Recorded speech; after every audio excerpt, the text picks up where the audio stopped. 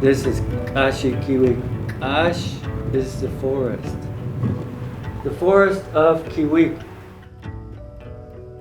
Right. We talk a lot about the Amazon, but people don't know a lot or appreciate. This is one of the forest types in the neotropics on our planet that's more threatened and that we're losing more of day by day than any other forest type on the planet. The dry tropical forest, as we call it.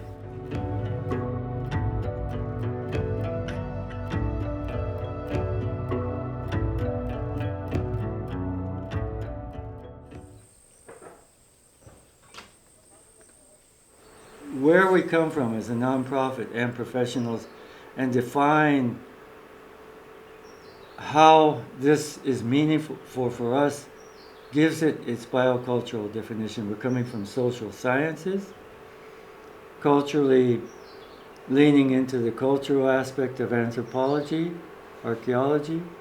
The work we've done here illustrates perfectly the biological diversity. The 2,500 years of pre-Columbian history, and then the post-Columbian colonial occupancy of this by the previous owner and by our friends, their descendants, gives it multiple layers of meaning.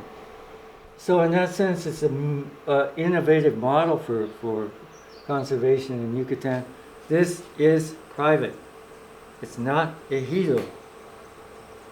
It's unique in that sense.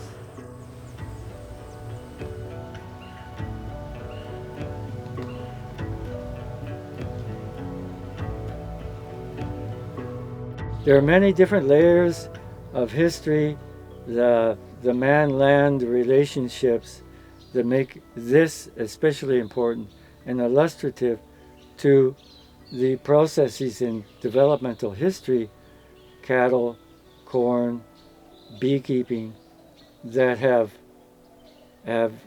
given this kind of a forest the importance, economically speaking, what it is today and how we would like to continue helping it to be into the future.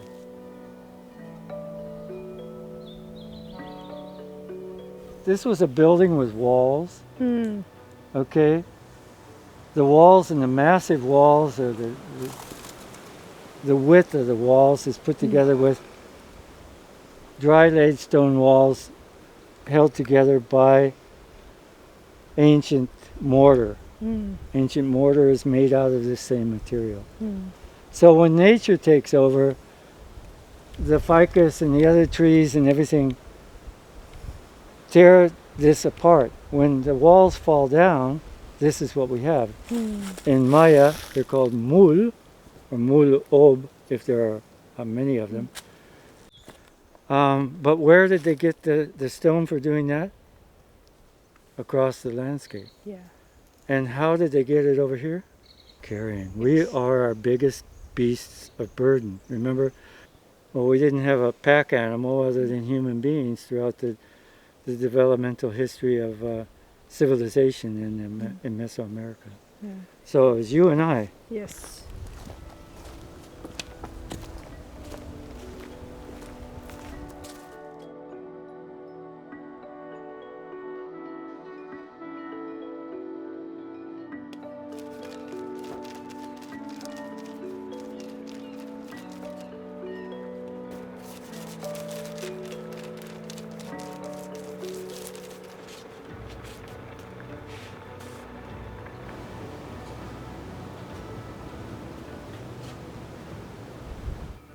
Como en el pueblo, ¿cómo ven una reserva que antes era un rancho, ¿no? Sí, de antes era un rancho. Ajá. Sí, era un rancho. Ahora, en que ya tiene tiempo, ahorita como 30 o más que compraron este terreno así. Okay. Y se convirtió así en una reserva. De antes es solamente una propiedad. Sí. Sí. Ahora no, ya está, pues sí, como reserva. Sí. Okay. Sí.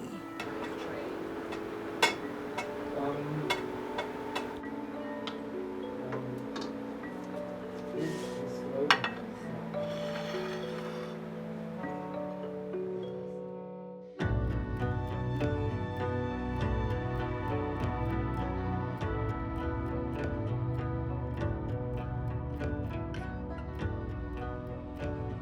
what were people doing living way out in the woods?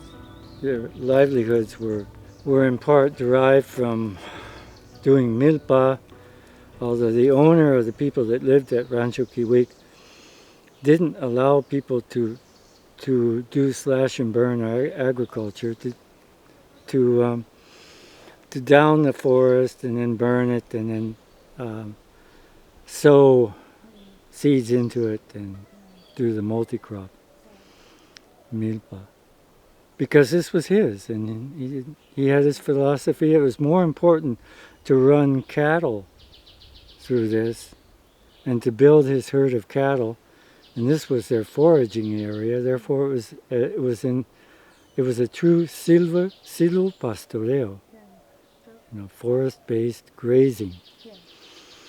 But the people, nonetheless, for one reason or another, lived around the owner and probably had to go off the property to do their more extensive corn fields, which they did, in fact, because the only reason for living out here and struggling with too much rain or too little or just right, however it worked out, was to grow corn. And that was true 2,500 years ago. It still is today. In terms of the history of this forest, this particular feature that we're going to visit was, and I think, the reason why people were able to subsist out here. There are no wells. Water is only here because of the grace of the rain god Chak. So let's go look at this. So this is a hantun. As you can see, it's in a low-lying part of the surrounding landscape. The previous owner put up a dry-laid stone wall around it to keep his cattle from falling in and drowning. So, I mean, well, these have been used forever out here for sources of drinking water for people and animals. They have been subject to maintenance and protection from, so more important species like cattle wouldn't fall in and drown than they have, So management of the landscape is always an important part of subsistence, living from the forest. This particular feature is erosion. This is what happens. And some of these hantun, or water holes, can hold hundreds of thousands of cubic liters of water. They're huge, so they're very important. It is the reason why people and animals are able to withstand the lack of water throughout from 4 to 8 months. You have a mosquito on your cheek. There you go. 4 to 8 months a year.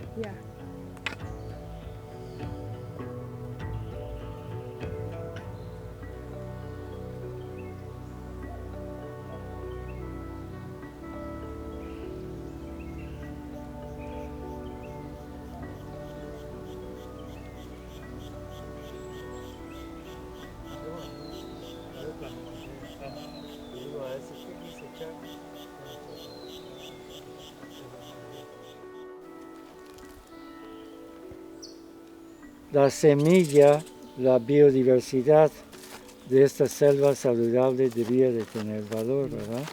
Así es que nos pusimos a organizarnos. Armin con sus hermanos que están aquí trabajando, pues fueron al Sisi, vieron cómo hacer un vivero. Ellos organizaron el primer vivero aquí y lo nombraron Kumcheil. Kumcheil significa el lugar donde el kumche o el bonete vive. Esta es una fruta familia de papaya, está en esta especie, el género. Concentramos en replicar la biodiversidad en semillas de plantas aquí y a donarlo.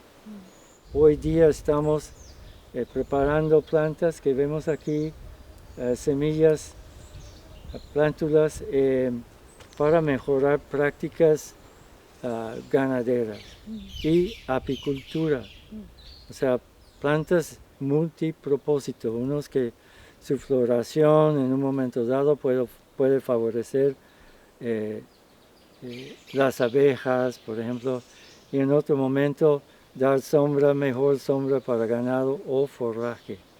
Entonces, la idea es que podamos intensificar los procesos de producción en lugar de que siguen extendiéndose, tumbando selva, como es la práctica extensiva.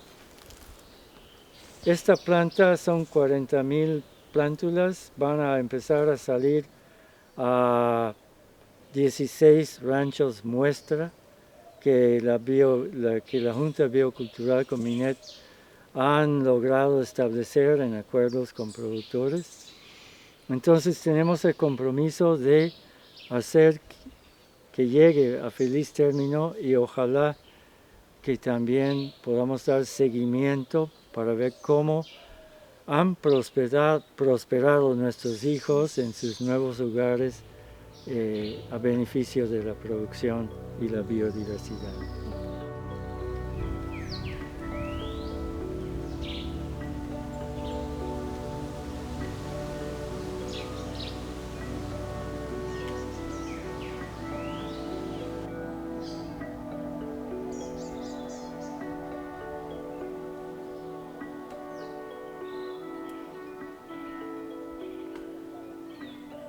We have permanent study plots throughout our forest and beyond, which are in turn part of a greater grid across the forests of Mexico. This is a national forest series of plots that are used for monitoring and reference. So we're actually locked into that. If you look in the databases of Conabio, of many different places, you'll see information derived from here. So one of the first references on the peninsula for biomass that's generated in this kind of a forest comes from here. The other thing that they have linked that to is the potential for sumping or for sequestering, holding potentially how much carbon does this kind of a forest maintain or sump or hold without thinking about the underground carbon that's held. So we have the first, at least in Yucatan, the first scientifically derived information from that. A lot of investment, Norway, U.S. Forest Service, USAID, a lot of people were involved with this, Kone Foundation obviously. So that's a point of pride for me because out of that kind of research then we have a whole bunch of student theses and opportunities for students to become professionals in those areas. And today the importance of understanding and creating a futures market for carbon credits based on the carbon that's maintained in these forests or in younger forests is important, is important. And I think that we need to rebrand, we need to re-engineer our thinking about the total value of biodiversity. Our current schemes for biodiversity is based on eliminating it and converting it into useful products for commerce. What does this mean in terms of environmental services for our greater good? Water? Oxygen? Who knows? Everything. Yes. Many things.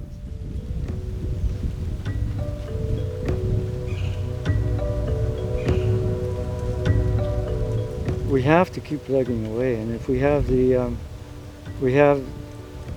the forums, we have the context to continue to encourage people to move in a positive direction, and for very good reasons, health and welfare, then that's what we have to do. And that's what I'm committed to doing personally. And of course, in that sense, and I would hope to see that this property stays intact, doesn't have to be sold and partitioned, and can remain home to the jaguar and home to the essence of bioculturality from our perspective. That would be my hope. I'm still working to try to make that a reality. Hope springs eternal.